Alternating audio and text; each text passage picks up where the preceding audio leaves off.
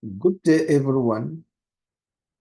It is once again my pleasure to stir us up, to place before us what is significantly important in our lives.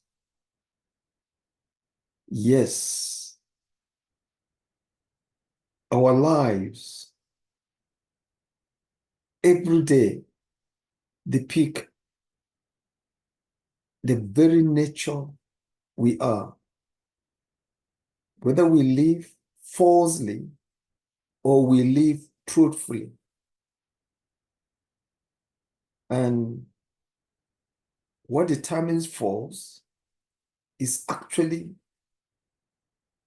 in the truth. And therefore, I would highly appreciate that we give serious thoughts to the truth. If there are 8 billion people in this world, and these people are allowed to exhibit themselves as free as possible, it means there are 8 billion truths, because the truths reflect exactly our uniqueness, our personality, our individuality, our specificity. Yes. And that is why I don't have my replica throughout this world. We may bear names, similar names. We may come from the same place. We may even come from the same womb. But the truth is this: I am different from that other person. And with this outstanding truth, it means that the truth that I see as truth and I follow as truth, or I've chosen to be a truth to me, can be different from another person's own. And therefore, it is worthless if I try to force my own truth on anybody, just as it is worthless for any other person to force his or her truth on another person. But then we have the truth. And this is where our judgment, our views, our understanding should emerge from. In previous sessions, we tried to talk about some of the attributes of the truth. And one such attribute is it is absolute. You cannot bend it. You cannot break it. You cannot defend it. You can only follow it.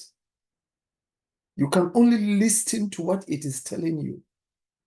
But you cannot change it in any way.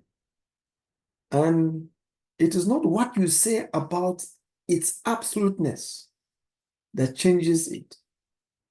And it is not what you don't say about the absoluteness of the truth that changes it. The truth does not have relativity. The truth remains the truth, and it is waiting for everyone.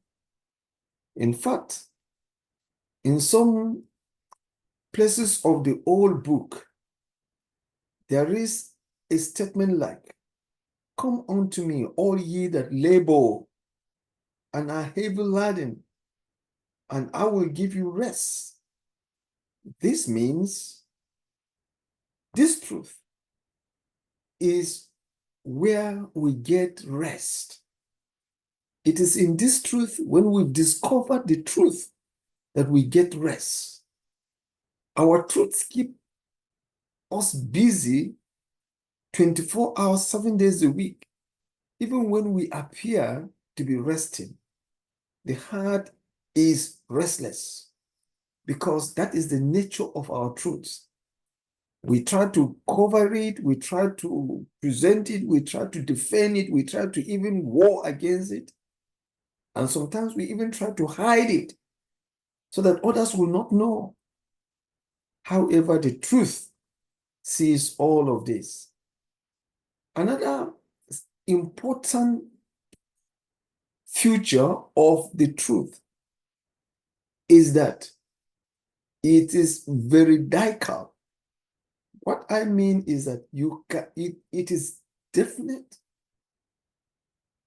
it is sure, it is dependable, it is consistent, and it is trustworthy. Other things can fail you, but the truth will not fail you. Therefore, if our truths can fail us, we now have a solace. We have a place to run to.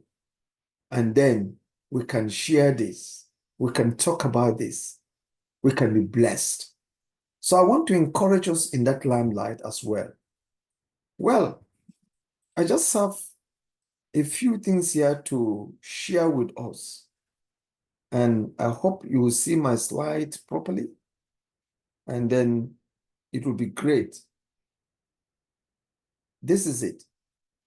For some of our most important beliefs, which convey our truths, we have no evidence at all, except that people will love and trust all these beliefs.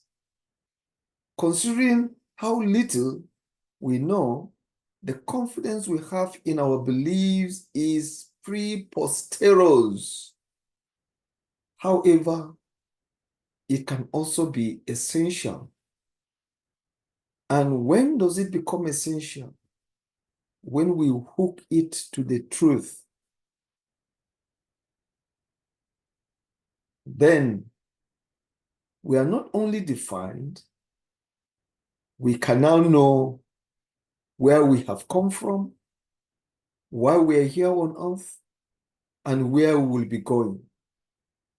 Without this, our truth cannot give us the solutions to this. And so mark that. Our beliefs commonly slip to assertions that naturally emerge in practices with ever-growing imaginaries that grade the parts which build up our motives, patterns. They can be so beautiful that we present as our truths to the world around and beyond us. Thus, when a lie or lies are repeated and loudly repeated, and even turned into songs, lyrics, hymns, poems, scripts, and could be sold sometimes freely and sometimes costly, depending on the descriptive delusionary level it has reached. The vulnerable world that has lost or is losing its own truth can imbibe these lies as truth. At the negligence of common sense to judge anything rightly or wrongly. Therefore, it would have meant that our common sense to actually put things together would become uncommon, which is not very good to us, thus making the world that was already wallowing in pitch darkness further nose diving into the nether. Today, the world is ruled by the Nazis. It is ruled by the Machiavellians. It is ruled by the hedonists. It is ruled by the dictators. It is ruled by the tyrants. It is ruled by boycotts. It is ruled by controller threats. It is ruled by misandries. Sad to say this. misogynist, slave drivers, misanthropists, torturers, usurpers, inquisitors, despots, and murderers. Yet, most of these people appear in sheep clothing. They use ploys that are so attractive. Already they've established their motives. And so these patterns appear so innocent.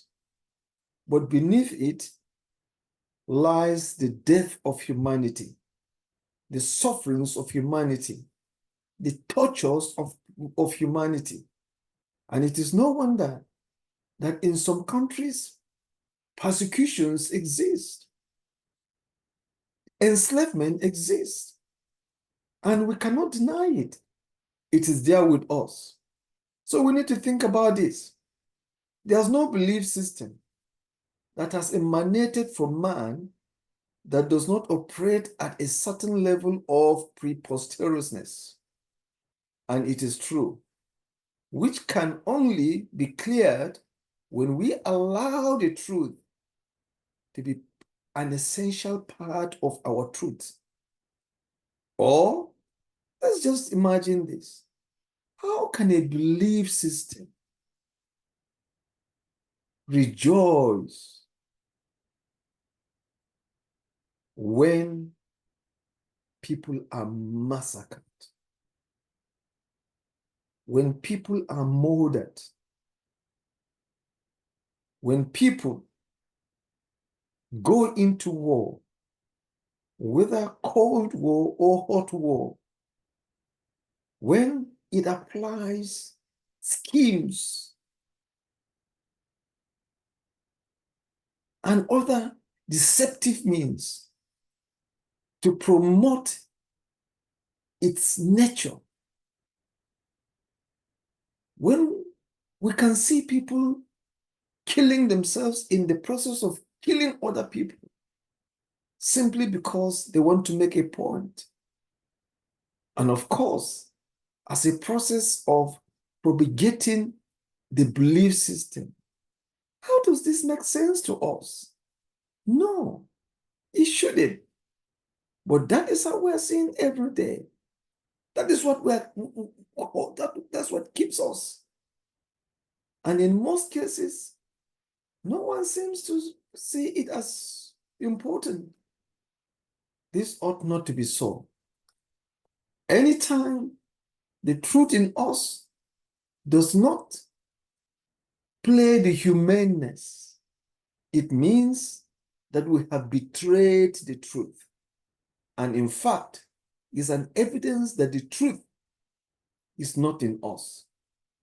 If the truth will act as human beings are doing, all the world will become robots because it owns us. And we cannot go far in our lives without the truth. So let us think about that. The world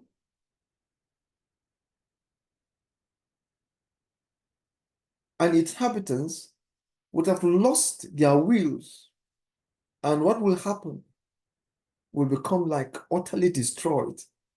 And that is not the purpose of the truth. These contrast all our belief systems. It is impossible to ignore the need of the truth in our lives, which should define our truths or belief systems. Thank you.